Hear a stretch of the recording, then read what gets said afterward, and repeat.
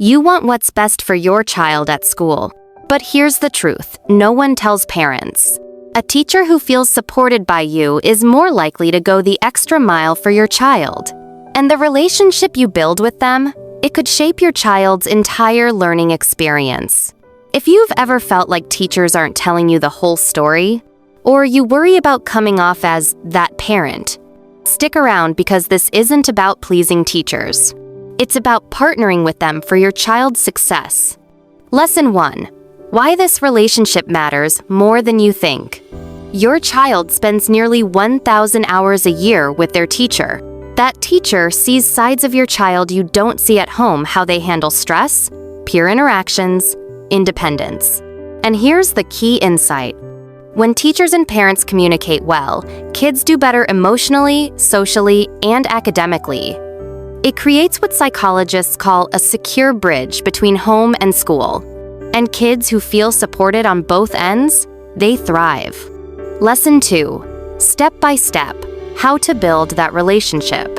Step 1. Reach out early. Set the tone before problems arise. The best time to build trust with your child's teacher is before anything goes wrong. Start the school year with a short, warm message. Hi, I'm Mrs. Jacob, and I just want you to know I'm here to support the learning process however I can. If there's ever anything I can do to help at home, feel free to reach out. This shows you're a team player, not just someone who shows up when there's conflict. Teachers are far more receptive when they know you see them as an ally, not an adversary. Step 2. Communicate regularly, but briefly and respectfully. You don't need to write essays. But a short check-in every few weeks shows you care consistently, not just when there's a crisis. Examples. Just checking in, how's Jamie doing this week? Thanks for the reading suggestions. We've started a routine at home. This builds familiarity and reinforces the idea that you're paying attention. Avoid overwhelming the teacher with daily updates. Remember, they may have over 20 students. Step 3. Ask curiously, not critically. When something does come up, it's natural to want answers. But how you ask makes all the difference. Instead of saying, "Why didn't anyone tell me this earlier?" Try, "I'd really appreciate your insight on what happened. Can you help me understand it from your perspective?" This approach lowers defenses and encourages open, two-way communication. Step 4. Share what you see at home. It gives teachers valuable context. A child struggling with bedtime routines or anxiety at home may show signs of frustration in class. Your insights could help the teacher adjust their approach or offer helpful strategies. Let's say your child didn't sleep well, had a meltdown, or just started therapy. Even a short heads up helps the teacher handle the day with more understanding.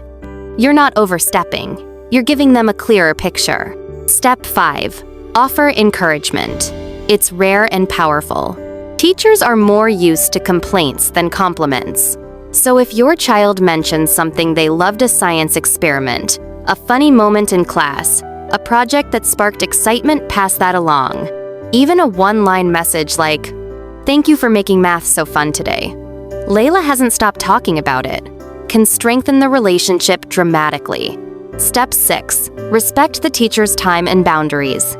Avoid confronting teachers during drop-off, pick-up, or on weekends unless it's urgent. Instead, ask, "Is there a good time we can talk this week?"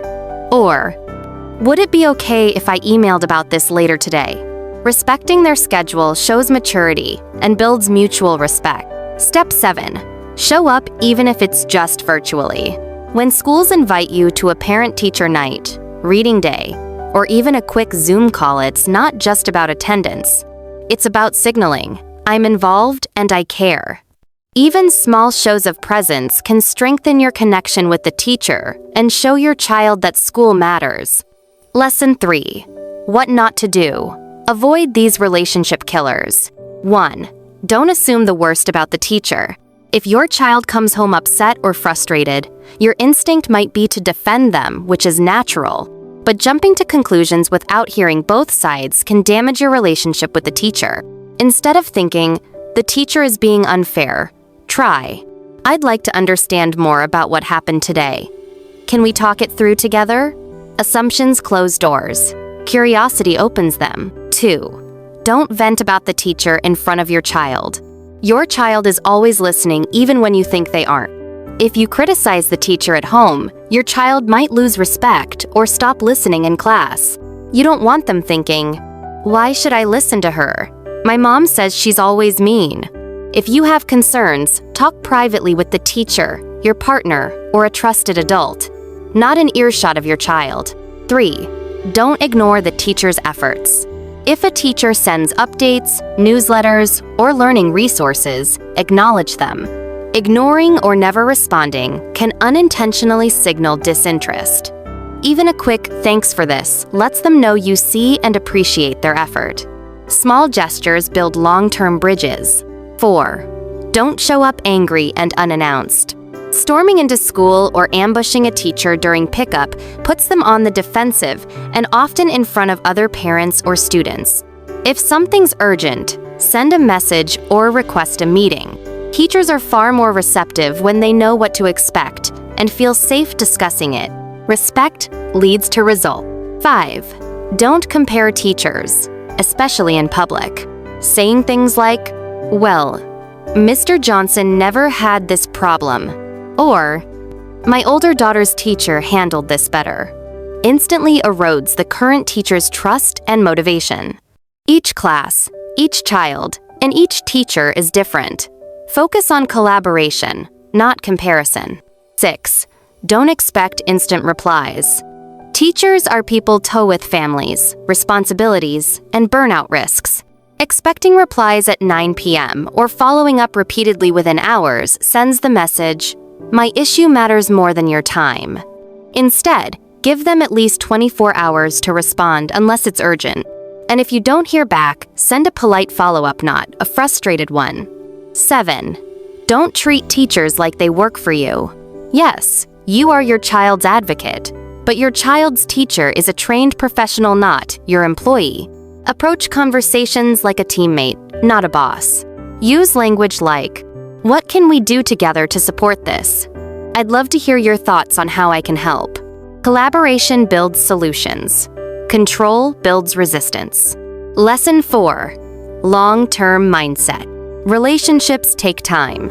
You might not become instant allies, but consistency, kindness, and clear communication go a long way. One strong homeschool connection can be a game changer for your child's confidence, safety, and growth. It's not about being perfect, it's about being present. Every time you choose communication over conflict, collaboration over blame, you're modeling something powerful for your child. Respect, teamwork, empathy. Subscribe for more. And in the comments, tell us, what's one thing you're going to try next time you talk to your child's teacher? Because one conversation can change everything.